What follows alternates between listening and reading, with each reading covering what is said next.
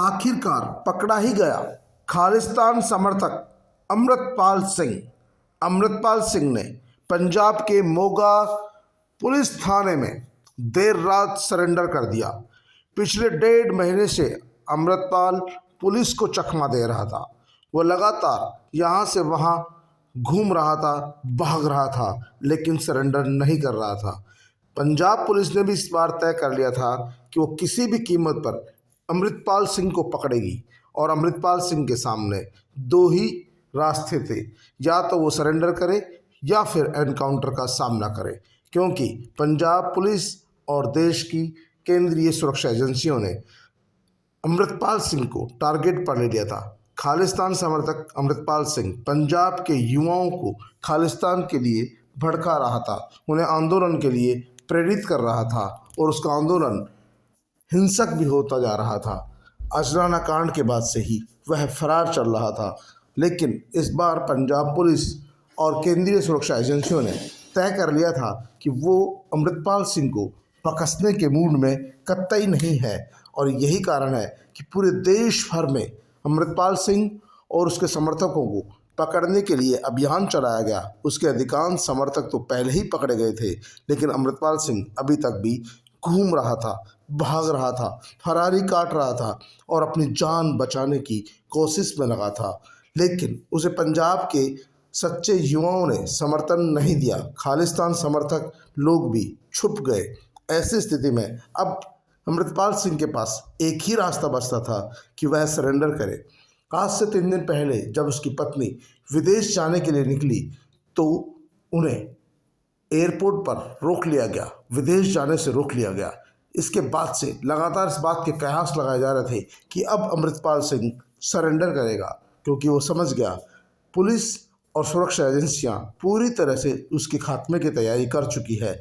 ऐसे में यदि उसने सरेंडर नहीं किया तो हो सकता है उसका एनकाउंटर हो जाए, लेकिन सरेंडर किया तो हो सकता है जांच पड़ताल के बाद उसे नया जीवन शुरू करने का अवसर मिले। और आखिरकार अमृतपाल सिंह ने वही किया। अमृतपाल सिंह ने सरेंडर किया मोगा पुलिस थाने में। हालांकि पुलिस ने इस बात की पुष्टि नहीं की है, लेकिन इनकार भी नहीं किया है।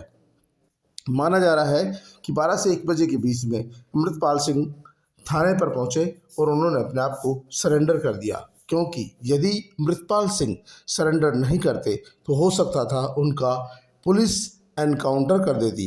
केंद्रीय सुरक्षा एजेंसियों ने भी पंजाब पुलिस को, पंजाब सरकार को इस बात के लिए फटकार लगाई थी कि आखिरकार वो कर क्या रही है। एक युवा जो स्थानीय युवाओं को आतंकवाद के लिए भड़का रहा है, खालिस्तान समर्थक होने की बात कह रहा है, लोगों को खालिस्तान की मांग करने के लिए भड़का रहा है, ऐसे युवक के खिलाफ आखिरकार पुलिस कार्यवाही क्यों नहीं कर रही। और उसके बाद पंजाब पुलिस ने जिस तरह की सतर्कता बरती, राजस्थान, यूपी, बिहार, उत्तर प्रदेश, नेपाल बॉर्डर और तमाम देश के कोने कोने में उसे ढूंढने के लिए पूरी की पूरी फोर्स लगा दी। उसके बाद से माना जा रहा था कि अमृतपाल सिंह अब ज़्यादा दिन बच नहीं सकता। कई बार उसके दिल्ली, कई बार नेपाल बॉर्डर के आसपास, कई बार यूपी में और कई बार राजस्थान के सीमावर्ती इलाके में, कई बार बीकानेर, हनुमानगढ़, गंगानगर और आसपास के रावला, घड़साना में छिपे होने की जानकारियाँ भी आई। हालांकि इसकी हकीकत अब पता लग सकेगी जब पुलिस अमृतपाल सिंह से पूछेगी कि आखिरकार वो 1.5 महीने से किन लोगों के साथ था, किन लोगों ने उन्हें संरक्षण दिया, वे कौन लोग हैं जो अमृतपाल सिंह को बचा रहे थे, जो अमृतपाल सिंह का समर्थन कर रहे थे। अब पुलिस अमृतपाल सिंह से पूरी कुंडली खंगालेगी। फिलहाल तो राहत की बात यह है कि खालिस्तान समर्थक अमृतपाल सिंह ने सरेंडर कर दिया है और अमृतपाल सिंह मोगा पुलिस के कस्टडी में है। अब पुलिस, मोगा पुलिस अमृतपाल सिंह को कोर्ट में पेश करेगी, जहां से उसे रिमांड पर लेगी।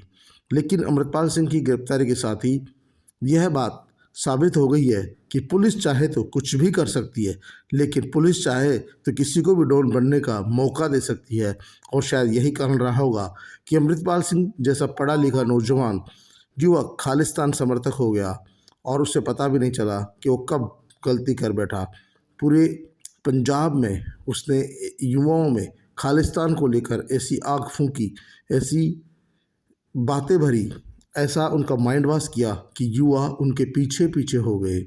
लाखों की संख्या में लोग खालिस्तान समर्थन की मांग करने लगे। लंबे समय बाद पंजाब एक बार फिर खालिस्तान की मांग को लेकर भड़कने लगा, सुलगने लगा। लेकिन ये मुनासिब नहीं है।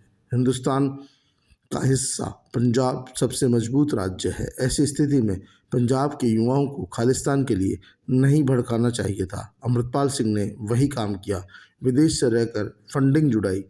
पंजाब के भी युवाओं से, बिजनेसमैनों से फंडिंग ली है और बताया जा रहा है कि वो खालिस्तान के लिए काम कर रहा था। उसकी एक लंबी चौड़ी फौज बन चुकी थी, लंबे चौड़े समर्थक बन चुके थे। इसीलिए पुलिस और प्रशासन ने अमृतपाल सिंह की कमर तोड़ने का निर्णय किया और कहीं न कहीं पुलिस को इस मामले में सफलता भी मिली है। अगर पुलिस इस तरह की गंभीरता नहीं दिखाती और लगातार दबिश नहीं देती, उसका पीछा नहीं करती, तो शायद अमृतपाल सिंह अभी भी सरेंडर नहीं करता। लेकिन पंजाब पुलिस के लिए